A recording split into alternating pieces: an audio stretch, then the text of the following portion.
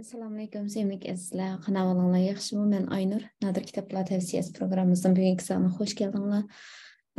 Bugün men yaşlarımız 10 yaş bilan 15 yaş arasidagi qiz o'g'illarimizning o'qishiga bakrak mos keladigan dunyoviy nadir bir kitap tavsiyasi bilan keldim. Ovozim bir xil. Kitapni chunki qayta o'qib ketdim. Annenin Kundalik xotirasi. Bu dunyoviy dаңlıq asar. Men avval ilk kitapdan tapqanım şu kitap tavsiyasini sizlar bilan o'rtoqlashay.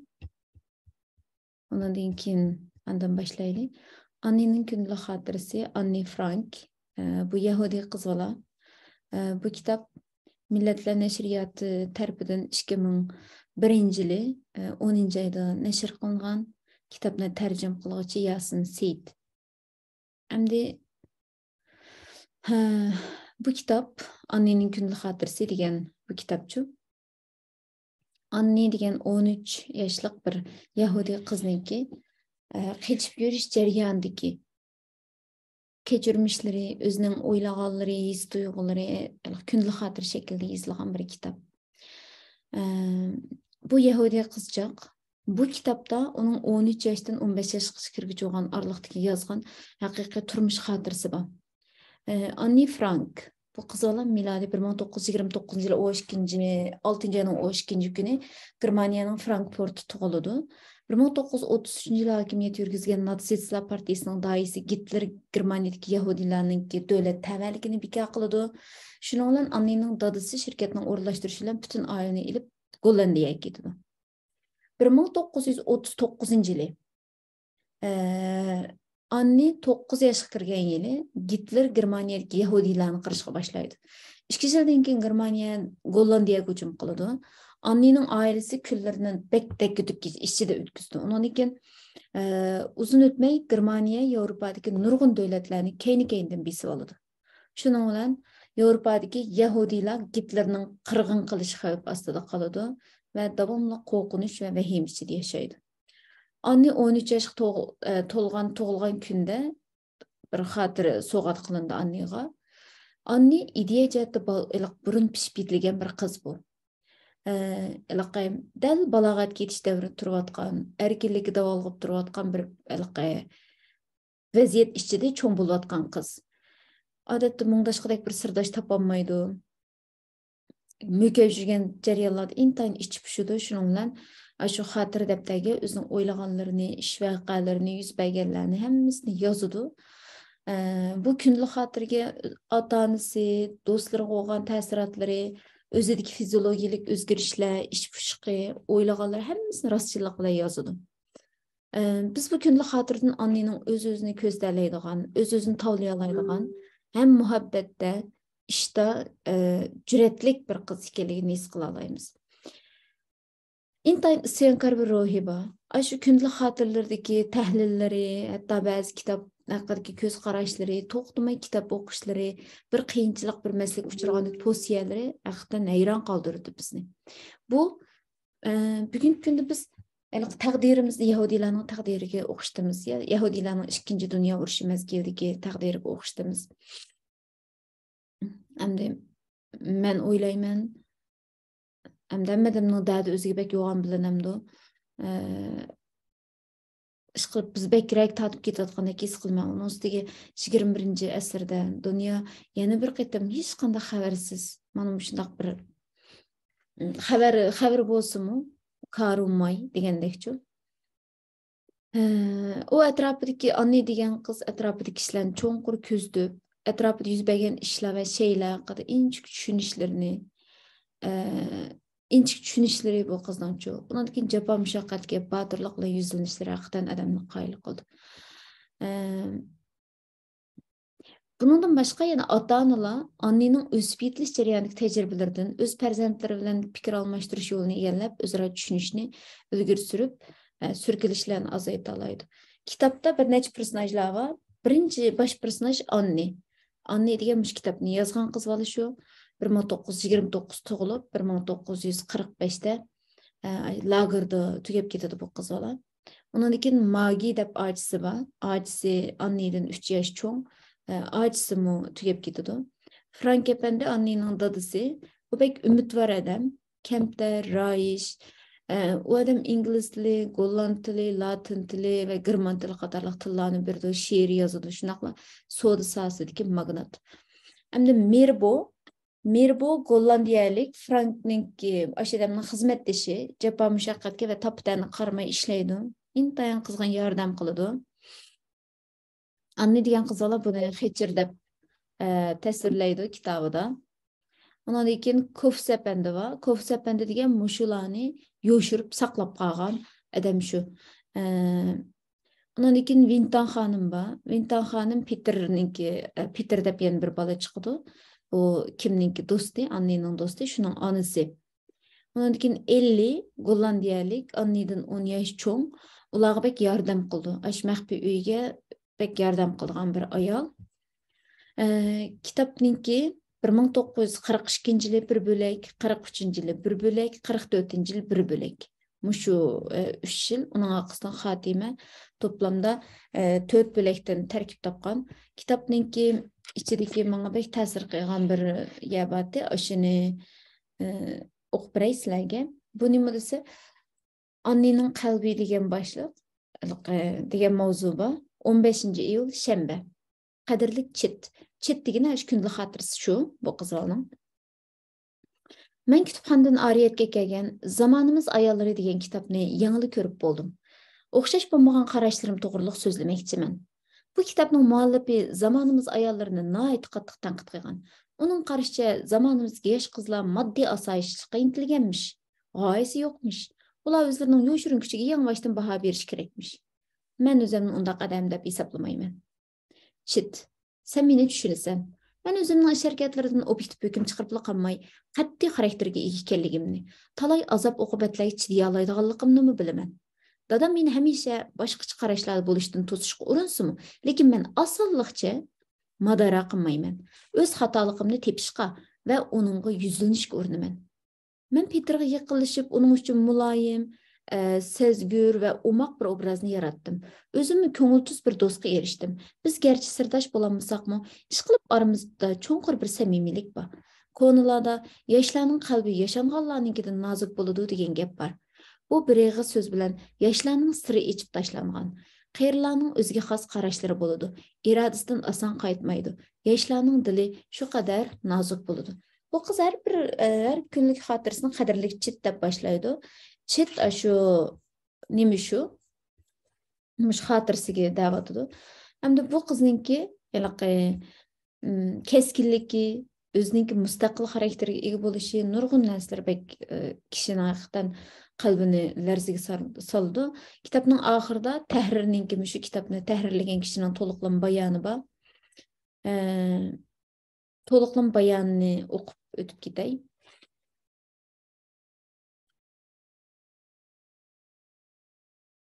Annining kunlik xotirasi mushiyaga kelganda tugaydi. 3 kundan keyin, ya'ni 44-yili 4-avgust, Anni va uning oilasidagilarni maxfiy soqchilar tekshirib tepib oladi.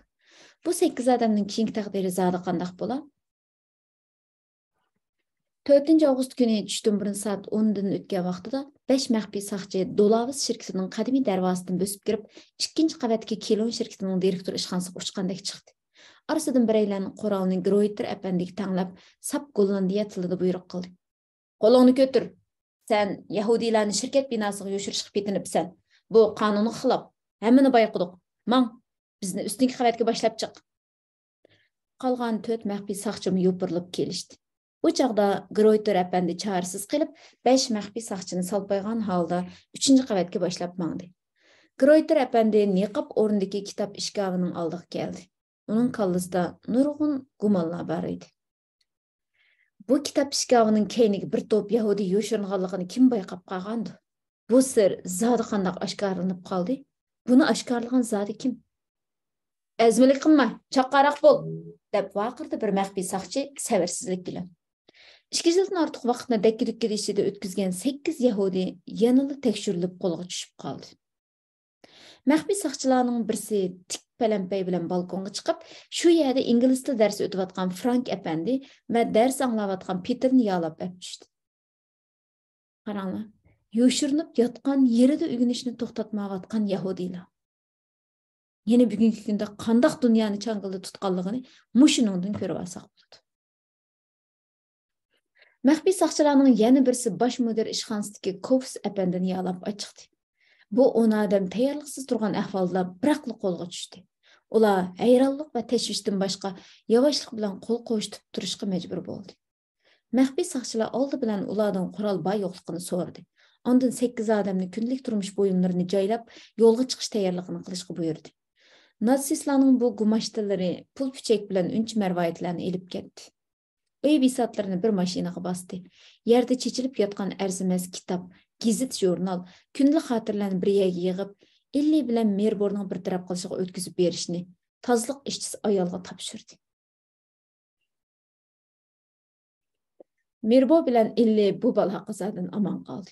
Ular xatır dəftərlərinin arasından Annenin günlük xatırısını tepilip saqlap qoydu. Uruş tükkendan keyin Frank efendi bilen görüşkende ular bu günlük xatırını onunğa berdi.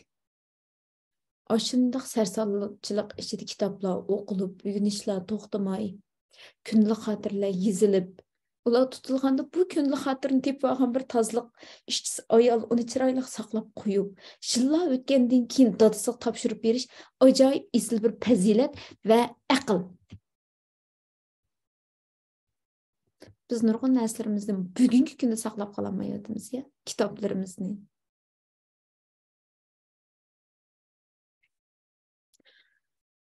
Bu 10 kişi avval Amsterdam şəhərlik məxfi saqçı baş ştabı yalab elib verildi. Soraq qılındı. Ayollar ayrım-ayrım qamaldı.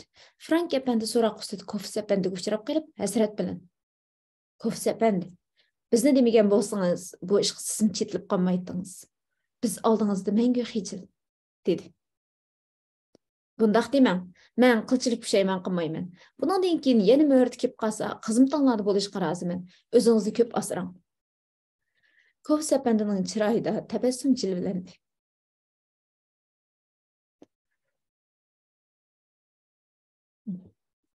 Ee, 2013-2012 ish qilib pelqi vatanda yeşil kart becirdigan ish chiqdi. Ürümçide nüfus olmagan bütün kişiler özünün yurtda qaytırılışqı şu zamanlarda başlandı. Ürümçide bir iş qılıbatqan, Ürümçide qalaman deydigan bolsa, Ürümçideki bir memur kipil bolsa qalalaydigan boldu. Ama memur bu kipil buluvatqan memur yoki bir hükümet orunda ishlaydigan xizmatchi özü kipil bo'lgan kishidan har qanday shaklda bir chataq chiqsa, oshning bilan o'xshash qarilib bir taraf qilinadigan bo'ldi. Ürümçide turamayotgan kimlardi? Asosliq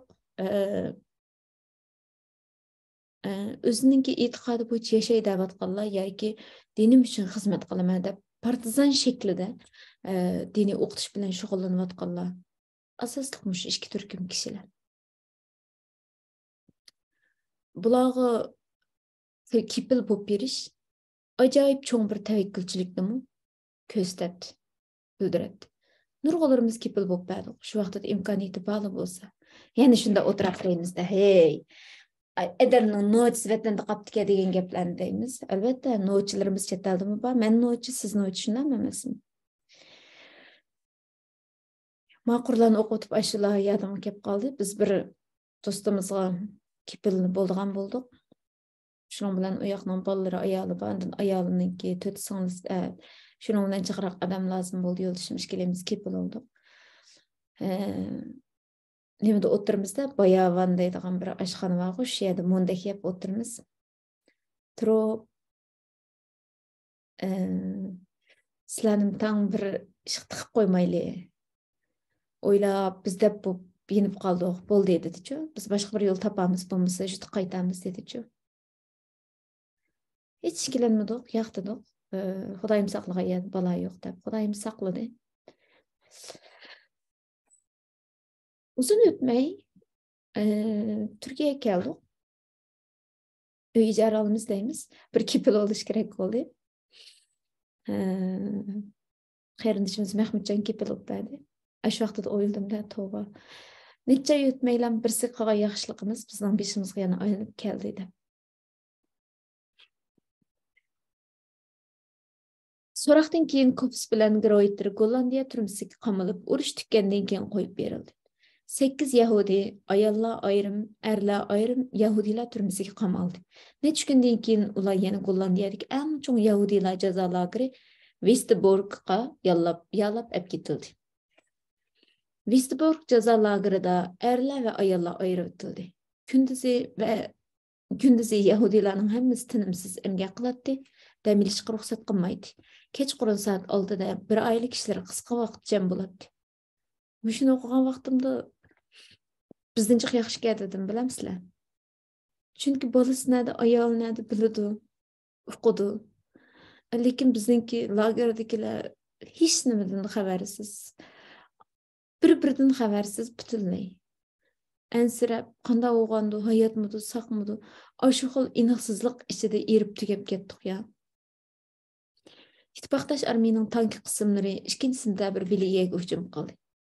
Westerborkdagi Yahudilar mayli va mayli ayollar bo'lsin, 3-sentabr atigini uloq to'shiydigan qora mashinalar bilan Polshadagi Osveshin jazo lageriga yo'tkab ketildi. Qora mashinalar Yahudilar bilan liq to'lgan edi. Yo'lga chiqishdan ilgari mashinalardagi nihoyat kichik deraza muhim etildi. Mashina ichi qop-qorong'i edi. Yahudilar tushgan qora mashinalar to'p-to'g'ri 2,5 kun yo'l yurib, andın manzilga yetib bordi. Osveshin jazo lagerida ayollar ayirib etildi. Erlar bilan teni ajizlar darhol gaz uyiga opirib zaharlab o'ldirildi. Qolganlar kiyim-kechaklarini serib, jul-jul kiyimlarni kiyishdi.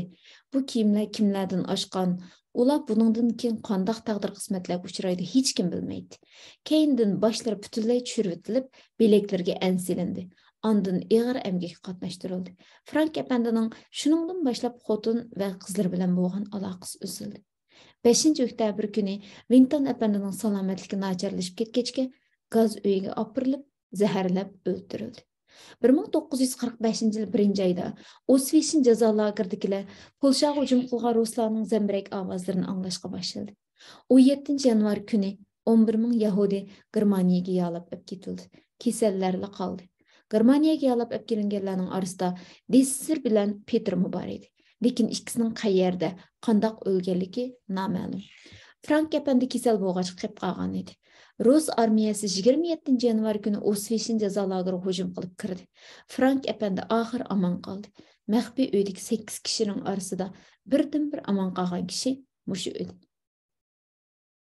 Keyin Frank Efendi bir do'stlik yo'liqib, xotini bilan qizlarining kechirmishlarini uning og'zidan angladi. Bir natsist nazoratchi Magi, ya'ni Annining aytisi shu. Magi zo'rlik qilmoqchi bo'lgan. Frank xonim qizni qutuldirish uchun heliqi natsist bilan so'qishgan. Shuning bilan Magi bilan Anni Germaniyaga olib ketilgan. Frank xonim shu yerdalar o'lgidek dumbalangan. Frank xonim 1945-yil yanvarda haddidan ortiq charchab ketib, Osveshin jazo lagerida qazo qilgan. Anni va Magi mingdan ortiq Yahudi ayollar bilan 1944-yil 30-oktyabr Germaniyadagi Bergen-Belsen jazo lageriga olib ketildi.